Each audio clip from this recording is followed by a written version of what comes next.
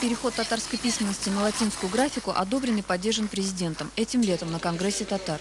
Первая татарская энциклопедия должна была выйти на латинской графике. К выводу о необходимости все пришли, а теперь надо это утвердить соответствующим решением законодательного органа или указом президента. Вопрос о введении латинской графики в Татарстане был поднят уже в начале 90-х. Второй Всемирный конгресс татар, прошедший в Казани в 97-м, рекомендовал республиканским властям принять закон о восстановлении татарского алфавита на основе латиницы. И 15 сентября 1999 года Госсовет Татарстана принимает закон о восстановлении татарского алфавита на основе латинской графики, который вступает в силу 1 сентября 2001 года. С января 30 года в Татарии все школы начали обучение родному языку на основе латинской графики. Новый алфавит получил название Ен-Алиф и просуществовал 12 лет.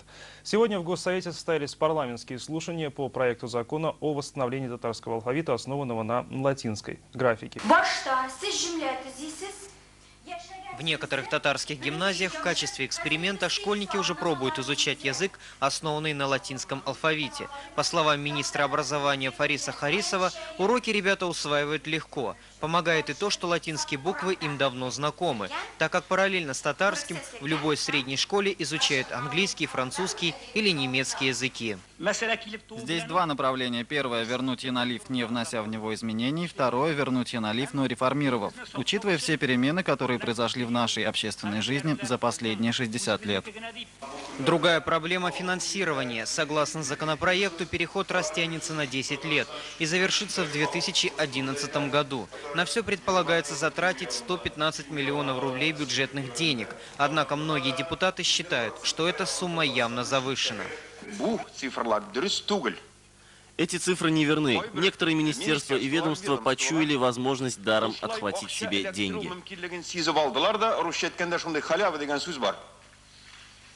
Урвать – это халявщики. Стремление урвать дешевые простые деньги под видом перехода. Третий аспект проблемы – политический. Переход на латинскую графику должен стать еще одним доказательством суверенизации Татарстана, его духовным единением с другими странами тюркоязычного мира. Новый татарский алфавит условно называется Ен-Алиф-2 от названия первого татарского латинского алфавита Ен-Алиф, который использовался в 20-х годах прошлого века. У латинизированного татарского алфавита нашелся целый ряд критиков. Латиница никому не нужна. С таким заявлением выступил сегодня депутат Госдумы Сергей Шашурин. Совет Госдумы сегодня принял решение вынести на рассмотрение два варианта изменения закона о языках народа Российской Федерации. Один из вариантов предполагает запрет на использование любой письменности, кроме кириллицы. То есть латиница в скором будущем может быть запрещена.